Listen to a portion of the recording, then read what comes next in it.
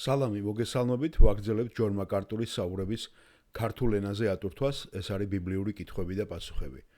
შემდეგი კითხვა ძალიან საინტერესო არის. ეს ჩაწერილია როგორც ჩვენ დავიწყოთ 38 ნაწილი 1990 წლის 25 მარტს და შემდეგი კითხვა არის ძალიან საინტერესო, ის ეხება ეკლესიაში მსახურების სულიერ ნიჭებს. კონკრეტულად რა იგულისხმება რომაელთა წერილის მე-12 თავის მე-7 მუხლშიო. სადაც ნათქვამია. მე წავიკითხავ ამ ნაწილს მთლიანად პირველი მუხლიდან. ამიტომ გევედრებით ძმებო, ღვთიური თანაგზრომის მეშვეობით წარუდგინეთ თქვენი სხეულები ცოცხალ და წმინდა ღვთისათვის სასურველ მსხვერპლად, ანუ თქვენი გონივრული მსახურება. და ნუ მიესადაგებით ამ წუთის სოფელს, არამედ გარდაისახეთ თქვენი გონების განახლებით, რათა შეიცნოთ რა არის ღვთისნება, კეთილი, სასურველი და სრულყოფილი. ჩემთვის მოცემული მადლით ვეუბნები ყოველ თქვენგანს. თქვენს თავზე იმაზე მეტად ნუ იფიქრებთ, ვიდრე უნდა იფიქროთ. არამედ იფიქრეთ თამდაბლურად, იმ რწმენის საზომით, ღმერთმა რომ გიწილა და თითოეულს. რადგან როგორც ერთ სხეულში გვაქვს მრავალი ასო, თუმცა ყველა ასოს ერთი და იგივე საქმე როდი აქვს, ასევე ჩვენც მრავალნი ერთ სხეულს შევადგენთ ქრისტეში, ხოლო ყოველი ჩვენგანი ასოები ვართ ერთი მეორისათვის. და გვაქვს ჩვენთვის მადლით მოცემული სხვადასხვა ნიჭი. თუ წინასწარმეტყველებაა რწმენის შესაბამისად. და ეხლა არის ეს, თუ მსახურებაა სახურებაში, თუ დამოძღვრაა დამოძღვრაში, თუ შემგონებელია შეგონებით, გამჩუქებელია უბრალოებით, ლიდერია ანუ უფროსია სიბეჯითით და ქველმოქმედია ხალისით. ჩემი კითხვა იქნებოდა ეს, რა სახის სახურება იგულისხმება მე-7 მუხლში თუ მსახურება მსახურებაში. რა შესაძლებლობით უნდა გააკეთოს მავანმა, თუ მას აქვს სახურების ნიჭი და რა იგულისხმება ამ ნიჭში. და ჯონ მაკარტური პასუხობს, უკაცრავად რა არის თქვენი სახელი? დიახ, ბოდიშით, მე რუსი მქვია. როსი ან რუსი. რას. ჯონ მაკარტური პასუხობს, სახურებაში უბრალოდ ეს ძალიან ზოგადი ტერმინია და შეიძლება იგულისხმდეს ძალიან ბევრი რამ. სახურების ნიჭები შეიძლება იყოს ისეთივე ფართო, როგორც ეს პეტრეს პირველ წერილში არის ჩამოთვლილი კატეგორიები, სადაც ძირითადად სულიერი საჩუქრები იყოფა ორ კატეგორიად. მე წავიკითხავ 1 პეტრეს მე-4 თავიდან, რაც ბატონმა ჯონმა მოიყვანა. მე-11 მუხლი მოყავს მას, მე მე-7-დან დავიწყებ. თუმცა ყველაფრის აღსასრული მოახლოებული, ამიტომ იყავით გონიერნი და ფხიზდენლი ლოცვაში. უპირველეს ყოვლისა კი იქონიეთ გულითადი სიყვარული ერთმანეთისადმი, რადგან ცოდვათა სიმრავლეს სიყვარული ფარავს. იყავით ერთმანეთის მიმართ სტუმართმოყვარენი წუწუნის გარეშე. თითოეული იმ ნიჭით ემსახურეთ ერთმანეთს, რაც მიგიღიათ, როგორც შეეფერება ღვთის მრავალგვარი მადლის კარგ მნეს. თუ ვინმე ლაპარაკობს, ილაპარაკოს როგორც ღვთის სიტყვით. თუ ვინმე ემსახურება, ღვთის მიერ მინიჭებული ძალით ემსახუროს, რათა ღმერთი განდიდეს ყველაფერში იესო ქრისტეს მიერ, რომელსაც აქვს დიდება და ძალა უკუნითი უკუნისამდე. ამინ. ხედავთ? ესე იგი, აქ არის ჩამოთვლილი ორი კატეგორია. ძირითადად ორი სახის ნიჭი. საუბრის ნიჭი აშკარა, ლაპარაკი იგივე საუბარი, ეს არის ქადაგება, სწავლება და მასთან დაკავშირებული ყველაფერი. შესაძლოა ახალი აღთქმის დროს აქვე შევიტანოთ წინასწარმეტყველების უნიკალური ნიჭი, რომელიც მხოლოდ ეკუთვნოდა ახალი აღთქმის წინასწარმეტყველებს და მოციქულებს. სიბრძნის სიტყვებს, ცოდნის სიტყვას, მეტყველების საჩუქრებს. შემდეგ თქვენ გაქვთ საჩუქრები მსახურება, რაც არის ნებისმიერი რამ, რაც არ არის სასაუბრო ნიჭი. საუბრის ნიჭის გარდა სხვა ნიჭები. ანუ არასაჯარო გამოცხადების ნიჭები. ეს შეიძლება ემსახურებოდეს ადამიანს თავიანთ ავადმყოფობაში, რომ შენ გქონდეს ძალიან კარგი ნიჭი, რომ ავადმყოფ ადამიანებთან დაყო დრო და მათ მოემსახურო, მოუარო. შეიძლება იყოს ერთ-ერთზე დამოწმებაც, ერთგვარი ევანგელიზაციის ნიჭი. უფრო ფართო კატეგორია შეიძლება მოიცავდეს ლოცვის მსახურებასაც. ეს შეიძლება მოიცავდეს ლიდერის პასუხისმგებლობას, ადმინისტრაციულ საქმეს, რომელიც შეიძლება მოიცავდეს თუნდაც ღარიბებისთვის საკვების მიტანას. ეს შეიძლება მოიცავდეს უამრავი სხვა სახის ტიპის მსახურებას.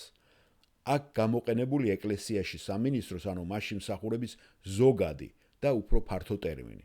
ახლა როცა ჩვენ გადავდივართ უკვე მე-12 თავში, ეს შეიძლება ცოტათი უფრო დაკონკრეტდეს. მაგრამ თუ შეამჩნევთ, დაინახავთ ამას ასევე ძალიან ფართო კატეგორიებს. თქვენ გაქვთ განსხვავებული სულიერი საჩუქრები. პირველად მე-6 მუხლში ისახსენებს წინასწარმეტყველებას, რომელიც ცალსახად ასევე საუბრის ნიჭია, ანუ სალაპარაკო ნიჭია, საჩუქარი სულიერი. შემდეგ ისახსენებს სახურებას ძალიან ფართოდ. შემდეგ ახსენებს სწავლებას, რომელიც ასევე საუბრის ნიჭია. შემდეგ ისახსენებს მოწოდებას და ასევე ესეც სალაპარაკო სულიერი საჩუქარია. შემდეგ ისახსენებს გაჩუქებას, ანუ ქველმოქმედებას, რომელიც უნიკალური სამსახურების საჩუქარია. შემდეგ ამბობს ლიდერის პოზიციაზე, რომელიც შეიძლება სპიკერმა დაიკავოს და სპიკერი იყოს. ასევე მოწყალების გავლენა და ასე შემდეგ. ასე რომ ეს არის ყოვლის მომცველი რამ. უფრო ძალიან ფართო ზოგადი კატეგორიები და სახურება სამინისტრო შეიძლება იყოს ბევრი სხვა რამ. ეს შეიძლება იყოს ციხეებში, მიხვიდე პატიმრებთან და ამის დიდი მსახურება არსებობს, იცით, ჩაკოლსონი უდგას მას სათავეში.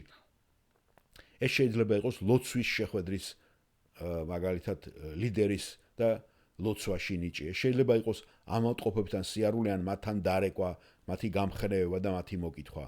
ადამიანების გამოკვება, ვინც საკვების გარეშეა, ფულის გაცემა მათთვის, ვისაც ეს სჭირდება და დახმარება უწევთ ამ სიტუაციაში. ეს შეიძლება იყოს რაღაცა პროგრამების ან რაღაცა მსახურების ადმინისტრება ეკლესიაში და საკრებულო გაერთიანებაში. ეს შეიძლება იყოს მისიონერების ხარდაჭერა რაიმე ფორმით. შეიძლება ეს იყოს გაცემით, დახმარება მისიონერებზე ან მისიონერულ თვითონ მინდორზე, მათთან თანადგომა და დახმარება მათ სამსახურში. და შეიძლება იყოს ძალიან ფართო, მაგრამ ჩვენ ვიტყვით კიდევ ფართო გაგებით, რომ ქადაგებელიც და მოძღვარიც კი გარკვეულწილად სახურების ნიჭს ატარებენ და ემსახურებიან უფალს. და ეს არ აწინააღმდეგება არანაირად 1 პეტრეში მე-4 თავში მოხსენებულ საჩუქრებს. ასე რომ ნებისმიერი სახით სახურება, ნებისმიერი ფორმით, სახით, რომელიც არ არის ლაპარაკის და საუბრის უნარი, შედის აქ. კითხვის დამსველი როსი აგრძელებს. აქ შეიძლება ასევე შევიტანოთ მოძღვარი, პასტორიც შეიძლება იგულისხმებოდეს. დიახ, ასევე პასტორიც აკეთებს გარკვეულ სახურებას, რა თქმა უნდა. სინამდვილეში მე ვივარაუდებ, რომ ყველას, ვისთან მოწოდებულია მოძღვრად, პასტორად, უნდა შეეძლოს ორი რამის გაკეთება. ხო მართალია, მას უნდა კონდეს საუბრის უნარი და მისი ნიჭი და ასევე მას უნდა კონდეს სახურების ეს გარკვეული სულიერი ნიჭიც. რატომ? იმიტომ რომ მას უწევს როგორც ლიდერს ამ ფარის, ანუ მრევლის გამოკვება და მისი წარმართვა, მართვა. ხო მართალია? კვებეთ და მართეთ ფარა. გახსოვთ 1 პეტრეს მე-5 თავი. წავიკითხავ მე პირველი მუხლიდან, თქვენ შორის ხუცესებს შევაგონებ, მე თანაუხუცესი, ქრისტეს ტანჯვის მოწამე, აგრეთვე თანაზიარი მდიდებისა, რომელიც გაცხადდა, წყემსეთ თქვენთვის მოდობილი ღვთის სამწყსო, არა იძულებით, არამედ ნებით და ღმერთისათვის სათნოდ, არა ბილწიანგარებით, არამედ გულმოდგინებით. ნუ იბატონებთ ღმერთის სამკვიდროზე, არამედ მაგალითი იყავით სამწყსოსათვის. და როცა გამოჩნდება წყემს თავარი, დიდების უჭკნო გვირგვინს მიიღებთ. ხომ ასეა? მე თუ მკითხავთ, რა არის წყემს მოძღვარის ნიჭი, წყემსი ეს წყემსი ეს ნაწილია ხალხის სახურებისა, ხალხის ხელმძღვანელობის და ლიდერობის ნაწილია.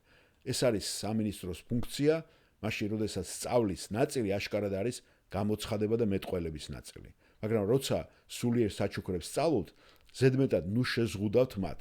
ისინი ძალიან ფართო მცნებაა. ამიტომაც რომაელთა მე-12 და 1 კორინთელების მე-12-ში ჩამოთვლილი სულიერი საჩუქრები, რომლებიც აშკარად განსხვავებულია, რადგან ისინი ძალიან ფართო კატეგორიებია. გასაგებია? დიახ, მადლობ ჯონ, გასაგებია. მე წავიკითხავ, რახან მოიყვანა ბატონმა ჯონმა 1 კორინთელთა მიმართ მე-12 თავს, ეს ძალიან კარგი ადგილია. ამ უფრო ფართოდ არის აქ ჩამოთვლილი მთლიანად ყველაფერი, რაც სულიერ ნიჭებს ეხება და მას უკავშირდება. ება მომეძით წავიკითხოთ 1 კორინთელთა მე-12 თავი. ხოლო სულიერ ნიჭებზე არ მინდა ძმებო უცოდინარე იყოთ. იცით რომ სანამ წარმართები იყავით, უტყუ კერფებთან დადიოდით თითქოს ვიღაც გეწეოდათ. ამიტომ გეუბნებით, რომ ვერავინ ვინც ღვთის სულით ლაპარაკობს, ვერ იტყვის. შეჩვენებულია იესო და არავის შეუძლია თქვას უფალი იესო თუ არა სული წმინდით. სხვადასხვანაირია ნიჭი, მაგრამ სული იგივეა. სახურებანიც სხვადასხვანაირია, უფალი კი იგივეა. მოქმედებანიც სხვადასხვანაირია, ხოლო ღმერთი იგივეა, რომელიც ამოქმედებს ყოველივეს ყოველივეში. თითოეულს კი სასიკეთოდ ეძლევა სულის გამოვლინება. ვინაიდან ერთი სულის მიერ ეძლევა სიბრძნის სიტყვა, მეორეს ცოდნის სიტყვა იმავე სულით.